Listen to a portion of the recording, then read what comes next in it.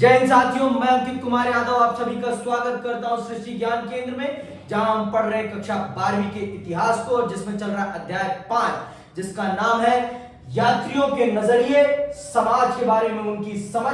लगभग 10वीं शताब्दी से लेकर 17वीं शताब्दी तक आपने अभी तक ये जान लिया है कि सिर्फ अपने नजरिए से ही देश दुनिया को नहीं देखना चाहिए, दूसरों के भी नजरिए से देखना चाहिए। और अभी तक हमने दो बड़े बड़े यात्रियों के नजरिए से भारत को जाना और समझा। एक है आपके अल-बरूनी, दूसरे हैं आपके इब्न बतूता। इन दोनों के दृष्टिकोणों को हमने समझा कि इन्होंने भारत को कैसे जाना, कैसे समझा, इनकी क्या भारत के प्रति सोच थी, इन्होंने कैसे भारत को अपना दृष्टिकोण दिया, और इनके द्वारा लिखे गए यात्रा वृत्तांतों से हमें किस प्रकार के भारत की झलक मिलती है। हमने इसको बहुत अच्छे से समझ लिया। आज हम चल रहे हैं एक तीसरे यात्री को समझने, और वो यात्री है फ्रांसिस बर्नियर। ठीक है, और इसके ये प्रमुख तौर पर मुगल दरबार में आया है। मुगल दरबार में, वो भी शाहजहां के समय काल में आया है, और उसके बड़े बेटे दारा सिकों का इलाज करने के लिए आता है। ये चिकित्सक है। तो इसने किस प्रकार से मुगल दरबार में अपनी जगह बनाई, और फिर इसने किस प्रकार से मुगल दरबार को प्रभावित किया, और उसने क्या क्या देखा, क्या क्या समझा, और क्या समझकर उसने अपनी किताब the travels in Mughal empire में लिखा है। इसका एक चीज, इसकी सबसे नेगेटिव बात मैं बता देता हूं आपको, क्योंकि इसने कंपैरिजन में लिखा है। इसने फ्रांस के और भारत के राजा के कंपैरिजन में लिखा है। तो ये एक, आप ये कह सकते हैं कि ये इसका दृष्टिकोण ना भारत के प्रति नकारात्मक था। भारत को ये नीचा दिखाना चाहता था, मतलब अपने लेखन के माध्यम से। ठीक है, तो ये भारत को हमेशा डिग्रेड दिखाएगा। ठीक है, थोड़ा बहुत अपने राजा के कंपैरिजन में, और इसने अपने राजा को ही वो किताब समर्पित की है। तो आइए चलते हैं, विस्तार पूर्वक समझते हैं फ्रांसिस बर्नियर की the travels in Mughal empire को। इसने क्या देखा, क्या लिखा, और हमें इसकी किताब से क्या पता चलता है अपने देश के बारे में। ठीक है, 16वीं शताब्दी के प्रारंभ में भारत में पुर्तगालियों के आगमन के परिणाम स्वरूप यूरोपीय लोगों में भारत के प्रति उत्सुकता एवं रुचि जागृत हुई, जिसका एक महत्वपूर्ण कारण था उनमें से कुछ के द्वारा भारतीय सामाजिक रीति रिवाजों तथा धार्मिक प्रथाओं के विषय में विस्तृत वृत्तांत लिखना। कुछ ने तो भारतीय ग्रंथों का यूरोपीय भाषाओं में अनुवाद कर इस रुचि को और भी बढ़ा दिया। धीरे धीरे यूरोपीय देशों से भारत आने वाले यात्रियों की संख्या बढ़ने लगी। इनमें एक महत्वपूर्ण नाम है फ्रांस निवासी फ्रांसवा बर्नियर का, जो अवसरों की तलाश में मुगल साम्राज्य में आया। वह एक चिकित्सक, दार्शनिक, अंडरलाइन कर लो इसकी बातों को, क्या क्या था। वह एक चिकित्सक, दार्शनिक तथा इतिहासकार था, जो 1656 से 1668 तक भारतवर्ष में रहा तथा मुगल दरबार से नजदीकी रूप से जुड़ा रहा। पहले बादशाह शाहजहां के ज्येष्ठ पुत्र दारा शिकोह के चिकित्सक के रूप में, तथा बाद में मुगल दरबार में के एक अर्मीनियाई अमीर दानिशमंद खान के साथ एक बुद्धिजीवी तथा वैज्ञानिक के रूप में। तो वो भारत में कम से कम 8 साल तक रहा है। ठीक, 8 क्यों कह रहा हूं मैं, 12 साल तक रहा है। तो 12 साल का उसने अपना अनुभव लिखा है इस किताब में। और वो पहले तो दारा शिकोह के चिकित्सक के रूप में रहा, फिर वो किसी अमीर का, दानिशमंद का सलाहकार बन गया था। तो ये व्यक्ति फ्रांस से आया था, और फ्रांस मतलब यूरोपीय लोगों का भारत के प्रति इंटरेस्ट जागने का बहुत बड़ा कारण था। और वो मैंने आपको बता ही रखा है 11वीं क्लास में, कि इसके पीछे सबसे बड़ा कारण था आर्थिक जरूरत। ठीक है, जब कुस्तुनतुनिया पर आपके इराक के लोगों ने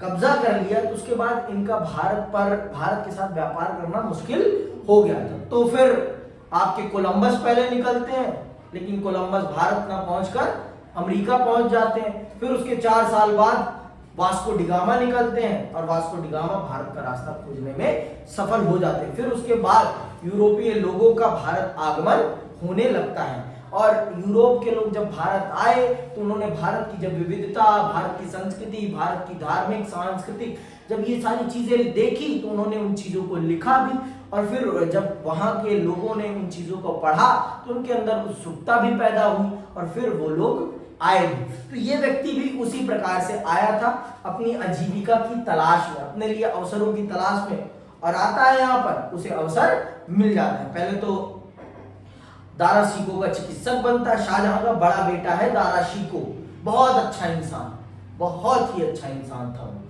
मतलब अगर वो बादशाह बनता ना मुगल दरबार का औरंगजेब की जगह, तो मुगल दरबार अपनी एक अलग ऊंचाइयों पर जाता, क्योंकि वो लड़ने में विश्वास नहीं करता था। वो लड़ने में नहीं, वो आपसी भाईचारे में बहुत विश्वास करता था। मैं समझता हूँ फिर मराठा साम्राज्य और मुगल साम्राज्य दोनों ही भारत की एक बड़ी ताकत बन जाते और अंग्रेज कभी भारत पर कब्जा नहीं कर पाते। मैं ये बहुत मतलब अनुमान लगा सकता हूँ, क्योंकि दारा शिकोह की विचारशीलता थी। दारा शिकोह बहुत विचारशील व्यक्ति था और बहुत ही धर्मनिरपेक्ष था, कट्टर व्यक्ति नहीं था वो 360 डिग्री सोचता था। ठीक है, इसकी लेखन पद्धति को समझना बहुत जरूरी है। इसकी लेखन पद्धति, इसकी किताब के महत्व को जानने के लिए हमें इसकी लेखन पद्धति को समझना बहुत जरूरी है। तो इसके लेखन का तरीका क्या है ये भी जान लेते हैं। बर्नियर के लेखन की परंपरा अन्य यात्रियों से भिन्न थी। बर्नियर ने देश के कई भागों की यात्रा की एवं जो देखा उसके विषय में विवरण लिखे। उसने भारत में जो भी देखा वह उसकी सामान्य रूप से यूरोप और विशेष रूप से फ्रांस में व्यक्त स्थितियों से तुलना करना था। इसने तुलनात्मक लेखन किया है और खास तौर पर फ्रांस का और भारत का। तो इसका भाई अपनी मातृभूमि के प्रति सबका प्रेम होता है, तो अपनी मातृभूमि के से बड़ा तो ये किसी को भी नहीं मानेगा, खास करके भारत को तो नहीं ही मानने वाला, क्योंकि सबकी अपनी अपनी मानसिकता होती है। और मैं अपनी माँ से बड़ा किसी और की माँ को क्यों मानूंगा, क्यों ही मानूंगा भाई। मेरी माँ मेरे लिए सब कुछ है, तो वैसे ही उसके लिए भी उसका देश सब कुछ था और वो अपने देश की बड़ाई करता है, जो कि स्वाभाविक है। तो इस चीज को ध्यान में रखना बहुत जरूरी है कि इसने कंपैरेटिव एनालिसिस किया है भारत और फ्रांस का, और दोनों जगह की स्थितियां परिस्थितियां बहुत अलग थी। तो स्थितियां परिस्थितियों को अगर आप ध्यान में रखकर कंपैरिजन नहीं कर रहे हैं तो फिर वो कंपैरिजन नहीं है। एक गांव के बच्चे में और एक शहर के बच्चे में कंपैरिजन नहीं होता, नहीं हो सकता, लेकिन लोग करते जरूर हैं। ठीक है, जो कि अनुचित है, न्याय संगत नहीं है। उसने भारत में जो भी देखा वह उसकी सामान्य रूप से यूरोप और विशेष रूप से फ्रांस में व्यक्त स्थितियों से तुलना करना था। उसने अपने स्मरण travels in the Mughal empire में लिखे। उसने अपनी प्रमुख कृति को फ्रांस के शासक लुई 15वें को समर्पित किया। उसका संस्मरण ग्रंथ गहन प्रक्षेपण, आलोचनात्मक अंतर्दृष्टि एवं गहन चिंतन के लिए प्रसिद्ध है। उसके कई अन्य कार्य फ्रांस के प्रभावशाली अधिकारियों एवं मंत्रियों को पत्रों के रूप में लिखे गए थे। उसके कार्य फ्रांस में 1670-71 में प्रकाशित हुए तथा शीघ्र ही प्रमुख यूरोपीय भाषाओं में इनका अनुवाद हुआ। यद्यपि बर्नियर का आकलन हमेशा सटीक नहीं था, परंतु प्रकाशन के बाद उसके वृत्तांत अत्यधिक प्रसिद्ध हुए। जैसा हमने लिखा है कि बर्नियर ने जो भी देखा उसकी यूरोप में विद्यमान परिस्थितियों से तुलना की। शायद उसका उद्देश्य भारत और यूरोप में विद्यमान विपरीतियों को उजागर करना था। उसने अपने संस्मरणात्मक ग्रंथ में भी भारत को यूरोप के प्रतिलोम अथवा विपरीत के रूप में चित्रित किया है, जैसा कि बहुधा कुछ अन्य इतिहासकार भी करते हैं। उसने भारत में महसूस की गई भिन्नताओं को कुछ इस प्रकार क्रमबद्ध किया जिससे भारत पश्चिमी दुनिया को निम्न कोटि का प्रतीत हो। उसने भारत को छोटा दिखाने की कोशिश की है। क्या क्या उसने बताया है ये देखते हैं और जानते हैं। भूस्वामित्व एवं कृषि, उसने भूस्वामित्व और कृषि पर क्या लिखा है ये भी हम जानते हैं और समझते हैं। 16वीं एवं 17वीं शताब्दी में भारत आए अधिकांश यूरोपीय यात्रियों की तरह बर्नियर की भी यही धारणा थी कि भारत में संपूर्ण भूमि पर राजकीय स्वामित्व है, मतलब पूरी भूमि का मालिकाना अधिकार राजा के पास है, जो कि ऐसा नहीं था, जो कि ऐसा कदापि ही नहीं था। भूमियों की 3 कैटेगरी थी भारत में, उस समय भूमि की 3 कैटेगरी थी। स्वतंत्र 3 प्रकार की भूमियां पाई जाती थी मुगल शासन काल में भारत में, और इसने सरासर गलत लिखा है, ठीक है।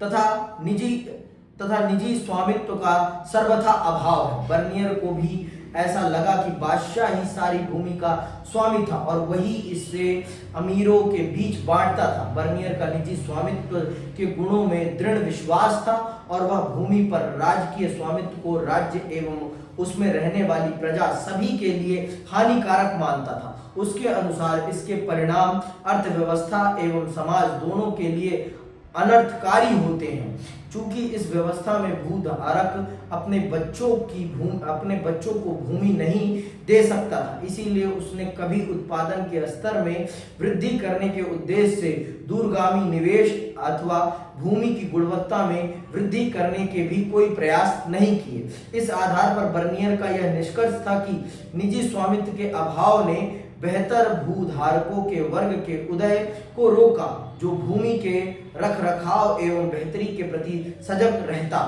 देखो, इनका खासकर यूरोपीय लोगों का ना पूंजीवाद के प्रति बहुत ज्यादा प्रेम था और ये मानते थे कि पूंजीवाद मतलब निजी स्वामित्व ही समाज के विकास का एक अकेला तरीका है। ऐसा नहीं है कि भारत में निजी स्वामित्व नहीं था, निजी स्वामित्व था। इसने बहुत बारीकी से भारत को नहीं समझा है।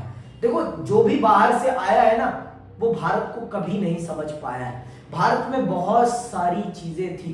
भारत में जमीनों का वर्गीकरण जातीय आधार पर भी था।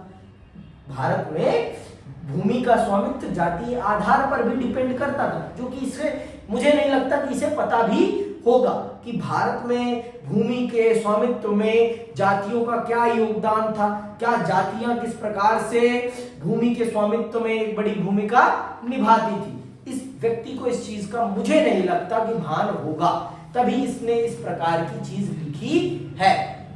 और भारत के लोग मुगल काल में तो खासकर भारत के लोग बहुत अच्छे से अपनी भूमि में निवेश करते थे, जो कि सरासर गलत। और राज्य सरकार मतलब मुगल दरबार भी भूमि के सुधार में, भूमि और सिंचाई सुविधाओं में बहुत बड़े स्तर पर काम करता था, क्योंकि उस समय राज्य की आय का सबसे बड़ा साधन क्या था?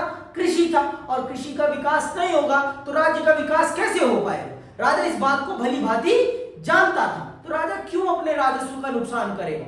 और अगर हम समृद्ध नहीं थे तो आप यहाँ घास छीलने आए थे? हाँ, आप क्या करने आए थे? किसी ने बुलाया था आपको यहाँ पर? क्यों आए थे यहाँ पर? हमने तो बुलाया नहीं था आपको। क्या जरूरत थी आपको यहाँ आने की? जब हम समृद्ध नहीं थे, हम कंगले थे, तो किस मुंह से आए थे आप लोग? बताओ मुझे। इस चीज को भी समझ। मैं नहीं कहता कि हमारे देश में कमियां नहीं थी, कमियां बहुत थी और आज भी है, हम उनको सुधारेंगे। लेकिन ये आप जो कह रहे हैं कि भारत में कुछ भी नहीं था, भारत की भूमि विकास, कृषि में प्रगति नहीं थी, मशीनीकरण की कमी थी, लेकिन ये कदापि नहीं कहा जा सकता कि भारत की गुणवत्ता में, भारत की कृषि पद्धति में निवेश नहीं था या लोगों का इंटरेस्ट नहीं था। ये सरासर गलत है।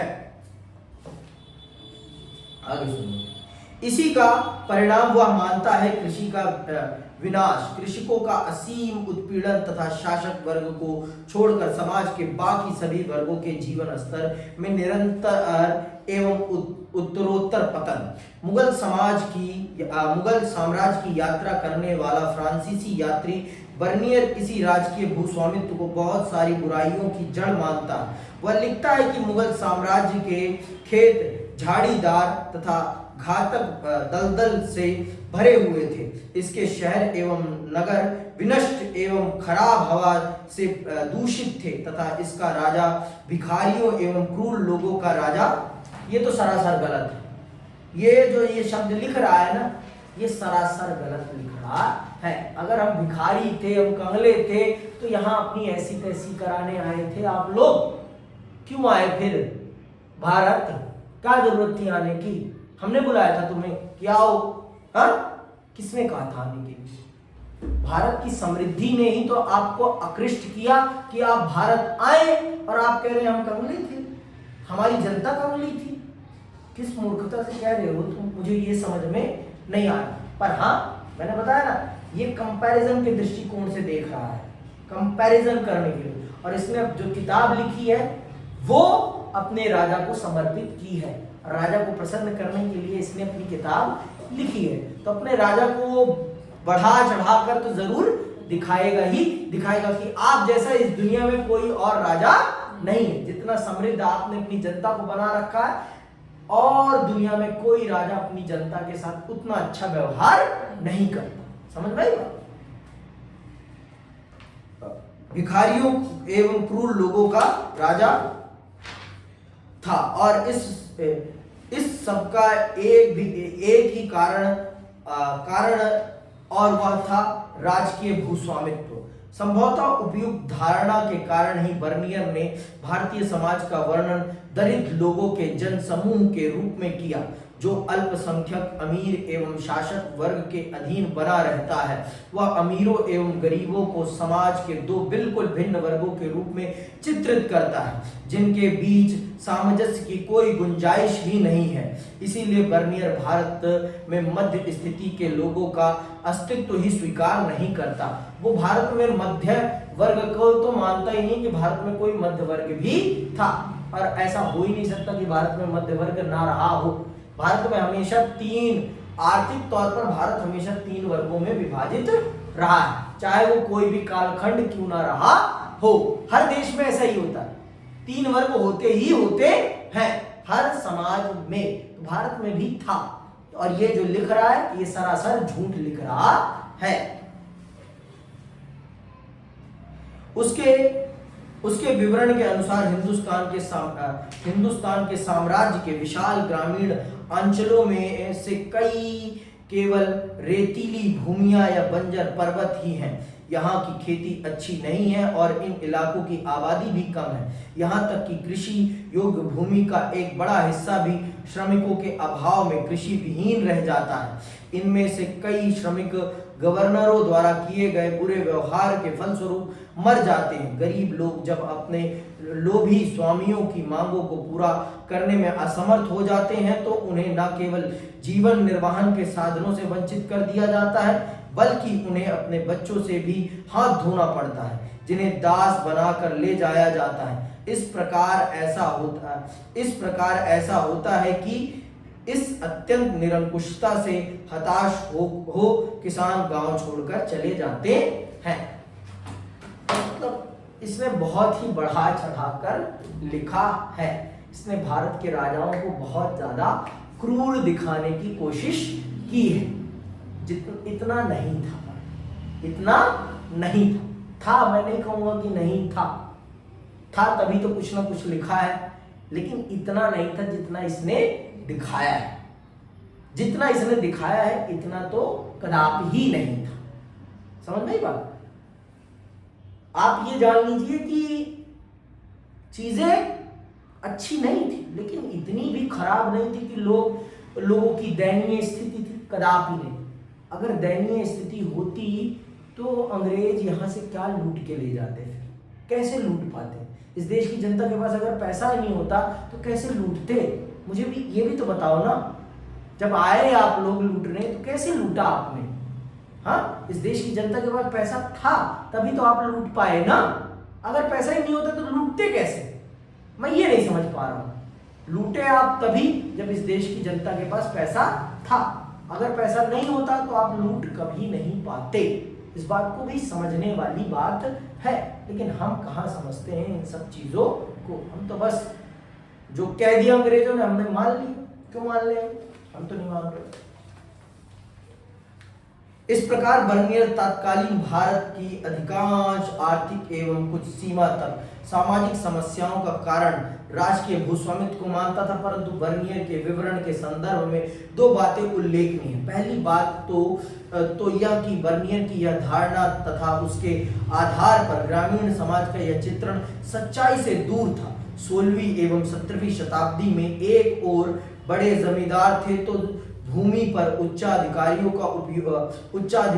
अधिकारों का उपयोग करते थे तथा दूसरी ओर भूमि विहीन कृषक थे। इन दोनों के बीच में बड़ा किसान था जो किराए के श्रम का प्रयोग करता था और माल उत्पादन में संलग्न रहता था। इसके साथ ही अपेक्षाकृत छोटे किसान भी थे जो बड़ी कठिनाई से ही निर्वाह लायक उत्पादन कर पाते थे। दूसरी बात यह कि सिंचाई से दूर होने के साथ साथ बर्नियर की सच्चाई से दूर होने के साथ साथ बर्नियर की यह धारणा एवं इस पर आधारित विवरण तत्वों पर आधारित नहीं है। इसका कारण यह है कि एक भी सरकारी मुगल दस्तावेज में इस बात का संकेत मात्र भी नहीं है कि राज्य ही भूमि का एकमात्र स्वामी था। उदाहरणार्थ अकबर के काल के सरकारी इतिहासकार अबुल फजल ने भू राजस्व को राजत्व का परिश्रमिक बताया है, जो संभवतः शासक के द्वारा अपनी प्रजा को सुरक्षा के बदले में की गई मांग थी, ना कि अपने स्वामित्व वाली भूमि पर लगान। संभव है कि इसको भूमि पर लगान मानकर बर्नियर ने राजकीय स्वामित्व की त्रुटिपूर्ण धारणा बना ली हो। अरे बर्नियर भी तो भाई भारत का नहीं है ना। बर्नियर को भारत की भाषाओं का क्या पता, भारत की पद्धतियों के बारे में क्या पता, तो नहीं पता। इसी कारण से उसने जो भी लिखा बहुत सही नहीं लिखा है, बहुत सही तो कदापि नहीं लिखा है। उसने अपनी जरूरत को ध्यान में रखते हुए चीजों को लिखा है, जो कि कदापि उचित नहीं है, कदापि उचित नहीं है। मुझे तो नहीं लगता, मुझे उसका ये दृष्टिकोण कदापि उचित नहीं लगता है। अब आगे आपकी बात, ठीक, आगे सुनो। शिल्प कला पे क्या लिखा है इसने? भारत में शिल्प कला कैसी थी? बर्नियर ने कृषि के साथ साथ शिल्प उत्पादन का भी विवरण दिया है, जिससे उस समय भारत में शिल्प की स्थिति के विषय में ज्ञान होता है। उसके विवरण के अनुसार यह ध्यान देना आवश्यक है कि इस देश के विस्तृत भूभाग का अधिकांश भाग अत्यधिक उपजाऊ है। उदाहरण के लिए बंगाल का विशाल राज्य जो मिस्र से न केवल चावल, मकई तथा जीवन की अन्य आवश्यक वस्तुओं के उत्पादन में, बल्कि उन अनगिनत वाणिज्यिक वस्तुओं के संदर्भ में जो मिस्र में भी नहीं उगाई जाती, जैसे रेशम, कपास तथा नील, कहीं आगे है। भारत में कई ऐसे भाग भी हैं, ये देखो, अब खुद ही लिख रहा है कि भारत कितना उपजाऊ देश है। अरे उपजाऊ है और ये चीजें उग रही हैं तो किसान ही तो उगा रहा है ना। हाँ, इतनी दरिद्रता होती तो कौन उगा पाता इन सब चीजों को? ये अपनी बात को खुद ही कंट्राडिक्ट कर रहा है, ठीक है। भारत में कई ऐसे भाग भी हैं जहां जनसंख्या पर्याप्त है और भूमि पर खेती अच्छी होती है, और जहां एक शिल्पकार, जो हालांकि मूल रूप से आलसी होता है, आवश्यकता से या किसी अन्य कारण से अपने आप गालीचो, जरी, कासीदारकारी, कढ़ाई, सोने और चांदी के वस्त्रों तथा विभिन्न प्रकार के रेशम तथा सूती वस्त्रों जो देश में भी प्रयोग होते हैं और विदेश में निर्यात किए जाते हैं के निर्माण का कार्य करने के लिए बाध्य हो गया है। परंतु इसके साथ ही बर्नियर ने यह भी उल्लेख किया है कि मुनाफे का अधिग्रहण राज्य द्वारा कर लिए जाने के कारण एक तो शिल्पकार उत्पादों को बेहतर बनाने की ओर से उदासीन थे, और दूसरे उत्पादन भी हर जगह पतनोन्मुख हो रहा था। ये तो सरासर झूठ बोल रहा है, सरासर झूठ। भाई बिना किसी को लाभ मिले कोई क्यों काम करेगा? लाभ के बिना कोई किसी भी प्रकार का काम नहीं करता। जब हमारे देश में सोने चांदी के कपड़े बन रहे हैं तो हमारे देश की जनता भिखमंगी भुखमरी तो नहीं होगी ना, तभी तो इस प्रकार की चीजें बन रही हैं और बिक रही हैं। रेशम बिक रहा है, ऐसा तो नहीं होगा कि हमारे देश में कंगली जनता होगी तभी ये सारी चीजें बिक रही होंगी। समृद्ध जनता होगी, प्रॉस्परस होगी। अब भाई जहां रेगिस्तान है वहां लोग क्यों रहेंगे? हमारा देश इतना बड़ा है, इतनी उपजाऊ भूमि है, तो मरुस्थल में जरूरी है मरना? हाँ, क्यों मरे हम? तुम रहो मरो, तुम्हारे पास देश क्षेत्र की कमी, हमारे पास तो क्षेत्र की भी कमी नहीं, तो हम क्यों मरे मरुस्थल में? हम जहां जगह होगी, जहां हरियाली होगी वहां हम रहेंगे, क्यों हम जाएंगे मरुभूमि में रहने के लिए? अब आपकी बुद्धि चकरा रही है तो चकराए, हमें क्या करना है? मरो आप। तो शिल्प कला में भी भारत बहुत उन्नत था, तभी तो आप हमारा काम देखकर वहां से कुत्ते की तरह भागे भागे यहां चले आए थे, तभी तो आए थे ना। हमारा रेशम, हमारा सिल्क देखकर ही आए थे ना, मसाले व्यापारी देख के तो आए हो ना, कुछ और तो देख के नहीं आए थे ना। तो मतलब भारत उन्नत था, ये अपने राजा को खुश करने के लिए इस दृष्टिकोण से लिख रहा है कि राजा आपसे महान इस धरा पर कोई और राजा नहीं है, आप ही सबसे अच्छे राजा। बता दिया ना, भारत को ये नीचा दिखाने की दृष्टिकोण से लिख रहा है, पहले ही बता दिया मैंने। कला में क्या था भारत? बर्नियर ने लिखा है कि शाहजहां के शासन काल के अंतिम वर्षों में कला को बहुत हानि पहुंची, परंतु विद्वानों का मानना है कि बर्नियर का यह कथन केवल निचले वर्ग के कलाकारों पर ही लागू होता था, क्योंकि विभिन्न विवरणों से पता चलता है कि ऊंचे दर्जे के कलाकारों का सम्राट के दरबार तथा उच्च श्रेणी के दरबारियों एवं मनसबदारों के घरों में अत्यधिक सम्मान था। वे उनके साथ अच्छा बर्ताव भी करते थे एवं उनके काम की प्रशंसा भी करते थे। उत्तराधिकार के बारे में इसका क्या कहना है, ये भी जान लेते हैं। क्या कह रहा है ये उत्तराधिकार के संबंध में? बर्नियर ने लिखा है कि मुगल दरबारी तथा अधिकारी सदा उत्तराधिकार के कानून से भयभीत रहते थे। उसके अनुसार सम्राट उनकी सारी संपत्ति का स्वामी बन जाएगा, तब कोई भी परिवार अपने ऊंचे स्तर को बनाए नहीं रख सकता, परंतु अमीर की मृत्यु के पश्चात उसके परिवार का पतन हो जाता है तथा उसके पुत्रों और पौत्रों को भीख मांगने पर विवश होना पड़ता है। सरासर झूठ लिख रहा है ये, सरासर झूठ। हमारे देश में हमेशा पिता के बाद पुत्र ही उसकी गद्दी संभाल लेता है, ये तो सरासर झूठ है, इसको तो मैं मान ही नहीं सकता। अब भाई कोई गलत करेगा तो उसकी दरबारी छीन ली जाएगी, वो अलग बात है, लेकिन हमारे देश में पितृसत्तात्मकता रही है, पिता के बाद पुत्र ही उसकी सत्ता और उसकी संपत्ति का स्वामी होता है। प्रमुख उत्पादन एवं व्यापार, किन किन चीजों का हम उत्पादन करते थे और किन किन चीजों का हम व्यापार करते थे, ये भी जान लेते हैं। बर्नियर ने लिखा है कि विदेशी व्यापारियों को आकर्षित करने के लिए यहाँ बहुमूल्य वस्तुएं हैं। उसने लिखा है कि मैंने कोई ऐसा अन्य देश नहीं देखा जहां इतनी विविधता पाई जाती है। लो,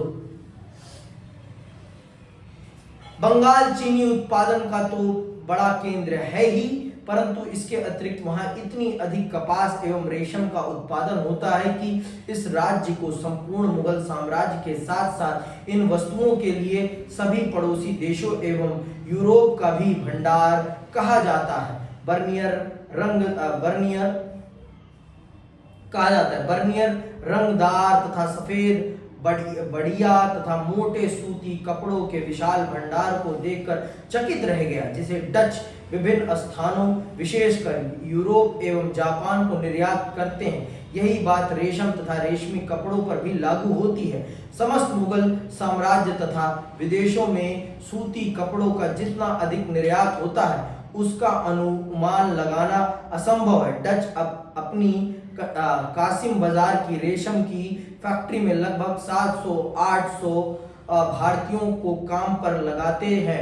इसी प्रकार अंग्रेज तथा अन्य व्यापारी भी भारतीयों को इस काम में लगाते हैं। बर्नियर के अनुसार बंगाल शोरे की भी एक बड़ी मंडी है।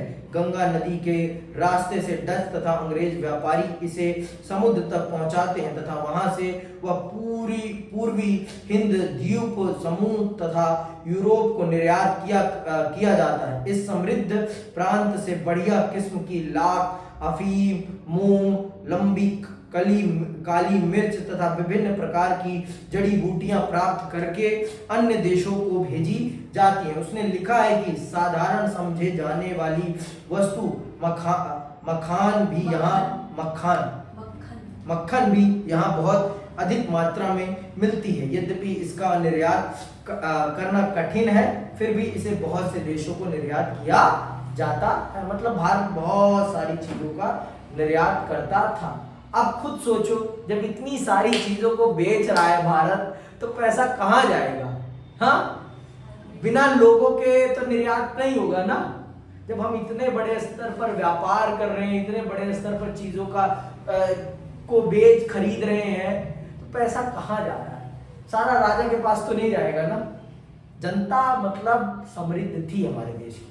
अब इसने जहां जहां देखा होगा, जो देखा होगा, और अपनी सहूलियत के हिसाब से इसने लिखा है। अपनी सहूलियत के हिसाब से, अपने राजा को खुश करने के दृष्टिकोण से इसने लिखा है उन चीजों को। राजकीय कारखाने, मुगल दरबार में राजकीय कारखाने क्या करते थे ये भी देख लीजिए।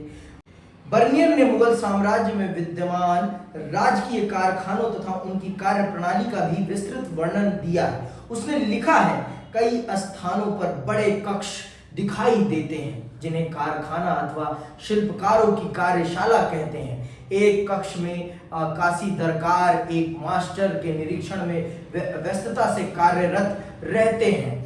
एक अन्य में आप सुनारों को देखते हैं, तीसरे में चित्रकार, चौथे में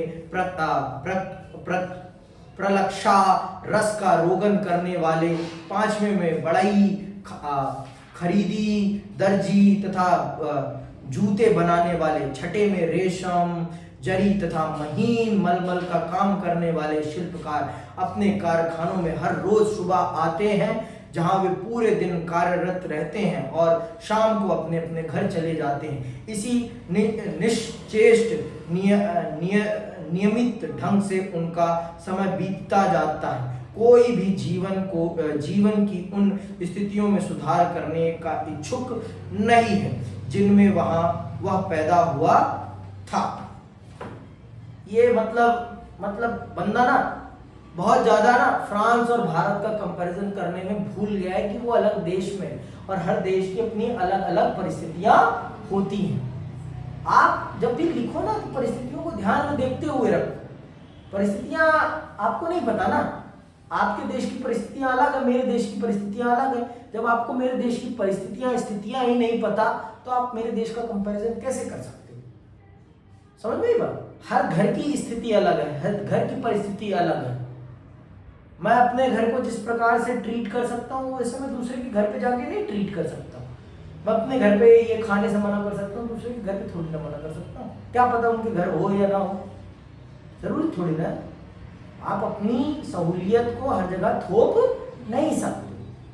आप मेरा और अपना कंपैरिजन कदापि नहीं कर सकते। मैं किन परिस्थितियों में हूँ और आप किन परिस्थितियों में, मुझे क्या पता? हमारे बीच में कितना डिफरेंस है, मुझे क्या पता?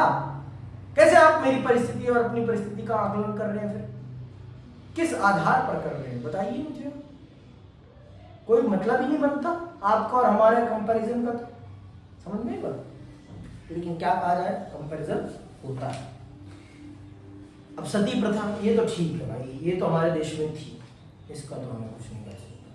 बर्नियर ने तत्कालीन समाज में सती प्रथा के प्रचलन का भी उल्लेख किया है। उसने लिखा है कि हालांकि कुछ महिलाएं प्रसन्नता से मृत्यु को गले लगा लेती थी, परंतु सामान्यतः उनको सती के लिए बाध्य किया जाता था। उसने सती का एक बड़ा मर्मस्पर्शी विवरण दिया है। लाहौर में मैंने एक बहुत ही सुंदर अल्पवयस्क विधवा, जिसकी आयु मेरे विचार से 12 वर्ष से अधिक नहीं थी, कि बलि होते हुए देखी। उस भयानक नरक की ओर जाते हुए वह असहाय छोटी बच्ची जीवन से अधिक मृत प्रतीत हो रही थी। उसके मस्तिष्क की व्यथा का वर्णन नहीं किया जा सकता। वह कांपते हुए बुरी तरह से रो रही थी, लेकिन 3 या 4 ब्राह्मण एक बूढ़ी औरत जिसने उसे अपनी आस्तीन के बीच दबाया हुआ था की सहायता से उस अनिच्छुक पीड़िता को जबरन घातक स्थल की ओर ले गए। उसे लकड़ियों पर बैठाया, उसके हाथ और पैर बांध दिए ताकि वह भाग न जाए, और इस स्थिति में उस मामूली प्राणी को जिंदा जला दिया गया। मैं अपनी भावनाओं को दबाने में और उसके कौतूहलपूर्ण तथा व्यर्थ के क्रोध को बाहर आने से रोकने में असमर्थ था। ये है सती प्रथा। तो ये तो सत्य था, इसको तो मैं भी मना नहीं कर सकता हूँ। अमेल विवाह बहुत बड़ी समस्या थी भारत की। एक छोटे उम्र की बच्ची का एक बहुत बड़े उम्र के लड़के के साथ, या बहुत बड़े, भाई मैं मानता हूँ 10 साल का उम्र गैप चल जाएगा, 20 साल का, 25 साल का, ये स्वीकार्य नहीं, ये कदापि स्वीकार्य नहीं। अब लड़की खुद मरना चाहे तो वो अलग बात है, आज के समय को देखते हुए, लेकिन 12 साल की बच्ची का और 30 साल के व्यक्ति के साथ विवाह, ये कदापि संभव नहीं। 30 साल का तो उसका खुद का बच्चा होगा, 12 साल की तो उसकी खुद की बेटी हो जाएगी, समझ में आई बात? अगर उसकी 20 साल में शादी हो जाए तो ठीक है। तो ये बहुत ही बुरा था मेरे दृष्टिकोण में, मुझे दूसरों का नहीं पता, ठीक है। महिलाओं की भूमिका पर क्या लिख रहे हैं हमारे मित्र? बर्नियर ने महिलाओं की स्थिति के संबंध में भी वर्णन किया है, जिससे आभास होता है कि उनकी भूमिका आर्थिक क्रियाकलापों में भी थी। उसने लिखा है कि महिलाओं का श्रम कृषि तथा कृषि के अतिरिक्त होने वाले उत्पादन दोनों में ही महत्वपूर्ण था। व्यापारिक परिवारों से आने वाली महिलाएं व्यापारिक गतिविधियों में हिस्सा लेती थी, यहाँ तक कि कभी-कभी विवादों को अदालत के सामने भी ले जाती थी। इस आधार पर बर्नियर ने यह अनुमान लगाया है कि महिलाओं की सामाजिक आर्थिक क्रियाकलापों में भी सक्रिय भूमिका थी तथा वे घर की 4 दीवारी तक सीमित नहीं थी, ठीक है। तो भारत की महिलाओं की स्थिति उस समय ठीक थी, आर्थिक गतिविधियों में उनका बहुत बड़ा योगदान आज भी है। हर देखो, ग्रामीण समाज में तो होता ही होता है, शहरों में ना हो, लेकिन ग्रामीण समाज में महिलाओं का आर्थिक गतिविधियों में बहुत बड़ा योगदान होता है, क्योंकि उनके बिना घर चलना असंभव है, उनके बिना कृषि कार्य संभव नहीं है, समझ में आई बात?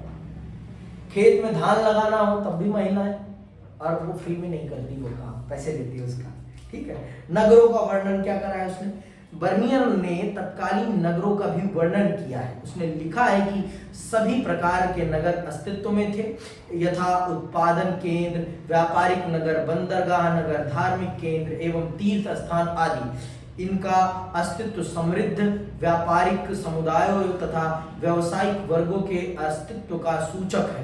एक स्थान पर तो यद्यपि उसने लिखा है कि मुगल साम्राज्य के शहर और नगर विनष्ट तथा खराब हवा से दूषित थे, परंतु साथ ही उसने यह भी लिखा है कि 17वीं शताब्दी में जनसंख्या का लगभग 15% भाग नगरों में निवास करता था, परंतु इतना होते हुए भी वह मानता था कि ये नगर अपने अस्तित्व के लिए राजकीय दरबार पर निर्भर थे एवं उसी के आगमन के साथ अस्तित्व में आते थे तथा उसके कहीं और चले जाने के बाद तेजी से पतनोन्मुख हो जाते थे। इसीलिए बर्नियर मुगल कालीन शहरों को शिविर नगर कहता है, क्योंकि वे अपने अस्तित्व के लिए राजकीय शिविर पर निर्भर होते थे। इसी आधार पर उसने यह भी निष्कर्ष निकाला है कि इन नगरों की सामाजिक एवं आर्थिक नींव व्यवहार रह नहीं होती थी और ये राजकीय प्रशय पर आश्रित रहते थे। ये मान रहा है कि भारत के जो शहर थे वो राजा के आने से बसते थे और राजा के चले जाने से उजड़ जाते थे। कदापि ये सही नहीं है। भारत में बहुत से शहर थे जो राजा के न होने से पहले भी थे और राजा के न होने के बाद भी बड़े लंबे समय तक रहे हैं और आज भी है। समझ में आई बात? तो ऐसा कुछ नहीं है, पर हाँ जहां राजा रहेगा वहां ज्यादा चहल पहल होना स्वाभाविक है। भाई वो राजनीति का केंद्र रहेगा, वहां पर लोग बड़ी संख्या में रहना पसंद करेंगे क्योंकि वहां पर सुविधाएं बड़ी मात्रा में होंगी। दिल्ली में क्यों लोग आ रहे हैं बसने के लिए, क्योंकि दिल्ली में सुविधाएं अपार मात्रा में उपलब्ध है। दिल्ली में कुछ खास थोड़ी ना है, दिल्ली में प्रशासन है, शासन है, इसीलिए लोग यहाँ पर रहना पसंद करते हैं ज्यादा से ज्यादा संख्या में। ये है हकीकत। तो ये आज का नहीं, ये तो हमेशा ही रहता है भाई, इसमें कौन सी बड़ी बात है। जहां राजा रहेगा, जहां शासक रहेगा, वहां लोग रहना ज्यादा पसंद करेंगे, और जहां से राजा चला जाएगा वहां थोड़ी रौनक तो कम होना स्वाभाविक सी बात है। ठीक है, आगे आते हैं। विभिन्न व्यवसायिक समुदाय, कौन कौन से व्यवसायिक समुदाय थे? बर्नियर के विभिन्न व्यवसायिक समुदाय एवं वर्गों का भी वर्णन किया है। उसने उल्लेख किया है कि व्यापारी अक्सर मजबूत सामुदायिक अथवा बंधुत्व के संबंधों से जुड़े होते थे और अपनी जाति तथा व्यावसायिक संस्थाओं के माध्यम से संगठित रहते थे। ऐसे समूहों को पश्चिमी भारत में महाजन कहा जाता था तथा उनके मुखिया को सेठ। अहमदाबाद जैसे शहरी केंद्रों में सभी महाजनों का सामूहिक प्रतिनिधित्व व्यापारिक समुदाय के मुखिया द्वारा होता था, जिसे नगर सेठ कहा जाता था। मतलब ये तो हमेशा है, व्यापारिक आर्थिक तौर पर जो लोग समृद्ध होते हैं वो हमेशा अपना संगठन बनाकर रखते हैं। आपको रतन टाटा जी की मृत्यु के समय ये देखने को मिला होगा। वो आपसी प्रतिद्वंद्विता में जरूर है, लेकिन आपसी सुख दुख में एक दूसरे का साथ देने के लिए सदैव खड़े रहते हैं। प्रतिद्वंद्विता अलग चीज है और संगठन अलग चीज है। ये आपको देखने को तो ये सदैव रहा है और ये रहता ही है। अब आते हैं बर्नियर के वृत्तांत का मूल्यांकन कर लेते हैं कि बर्नियर के वृत्तांत का क्या महत्व है भारतीय इतिहास को समझने में। बर्नियर का विवरण 17वीं शताब्दी के भारत की जानकारियों के लिए महत्वपूर्ण स्रोत है। उसके कुछ वर्णनों की पुष्टि अन्य स्रोतों से भी होती है, जिससे उसकी विश्वसनीयता भी है, परंतु उसकी यूरोप को अधिक महान तथा भारत एवं मुगल साम्राज्य को निम्न मानने की प्रवृत्ति एवं प्रत्येक बात की यूरोप से तुलना करने की आदत उसके विवरण की उपयोगिता को कम करती है। उसने एक स्थान पर यूरोपीय शासकों को चेतावनी भी दी है कि यदि उन्होंने मुगल ढांचे का अनुसरण किया तो उससे उनकी समृद्धि समाप्त हो जाएगी, शहर विनष्ट हो जाएंगे तथा खेत झाड़ियों एवं दलदल से भर जाएंगे। इससे यह स्पष्ट होता है कि बर्नियर ने भारत को बहुत हीन भावना से देखा तथा इस प्रवृत्ति ने उसके विवरण को भी प्रभावित किया होगा। मतलब देखो, जिसकी जैसी दृष्टिकोण होगी उसके लेखन में वो चीजें जरूर दिखेगी ही दिखेगी। मेरा दृष्टिकोण अगर ऐसा है तो मैं ऐसा ही देखूंगा। अगर मेरा दृष्टिकोण चीजों को नकारात्मक देखने का है तो मैं नकारात्मक पहलू ही देखूंगा। अगर मेरा दृष्टिकोण सिर्फ सकारात्मक देखने का है तो मैं सिर्फ सकारात्मक ही देखूंगा। मैं उसमें अच्छाई देखने वाला नहीं हूं, किसी भी कीमत पर कुछ भी हो जाए। तो बर्नियर जिस दृष्टिकोण से आया था लिखने, उसने उसी दृष्टिकोण से लिखा। उसने भारत को हीन और यूरोप को महान दिखाने की कोशिश की है और वो उसने करी है। अन्य यात्री कौन है? और भी बहुत सारे यात्री आए हैं भारत में जिन्होंने बहुत कुछ लिखा है, जिनमें से आपके मार्को पोलो हैं एक, ठीक है। उपयुक्त प्रमुख यात्रियों के अतिरिक्त समय समय पर और भी कई यात्रियों ने भारत की यात्रा की एवं अपने महत्वपूर्ण विवरण छोड़े। इनमें उल्लेखनीय है 13वीं शताब्दी के अंत में भारत आया वेनिस निवासी मार्को पोलो। उसने दक्षिणी भारत की यात्रा की तथा दक्षिणी भारत की समृद्धि का खूब वर्णन किया। उसने लिखा है कि कालीकट, कैम्ब्रे तथा भटौज बंदरगाहों पर बहुत अधिक व्यापार होता था। कायल नगर मोतियों के व्यापार के लिए प्रसिद्ध था। यह नगर तमलिपित के तट पर था, जिसे मार्को पोलो ने बड़ा तथा सुंदर नगर कहा है। उसने लिखा है कि विभिन्न देशों के व्यापारी अपने साथ अधिकतर घोड़े, सोना, चांदी तथा तांबा लाते थे तथा यहाँ से जड़ी बूटियां, गोंद तथा काली मिर्च एवं अन्य मसाले तथा अदरक एवं नील आदि ले जाते थे। उसने लिखा है कि कपास की खेती बड़े स्तर पर की जाती थी, इनके पौधों की ऊंचाई 6 कदम तक होती थी। जुलाहे इस कपास से सुंदर कपड़ा बनाते थे जो मकड़ी के जाले के समान बारीक होता था। उसने लिखा है कि संसार में कोई ऐसा राजा या रानी नहीं होगा जो इसे पहनकर प्रसन्न ना हो। मार्को पोलो ने भारत की बहुत प्रशंसा की है और भारत के व्यापार, भारत के शहरों को बहुत अच्छा बताया है। तो इसी के साथ ये अध्याय आपका यहीं समाप्त होता है और जो भी है उनको आप पढ़ सकते हैं, ज्यादा कुछ है नहीं अब, ठीक है। तो ये आपके 3 बहुत महत्वपूर्ण है, आपका अल-बरूनी, आपका इब्न बतूता और आपका ये फ्रांसिस बर्नियर। इनको पढ़कर इनका कंपैरिजन करके लिखना है आपको अपनी पेपर में। इसी के साथ ये अध्याय यहीं समाप्त होता है और मैं आप सबसे विदा लेता हूं। जय हिंद, जय भारत।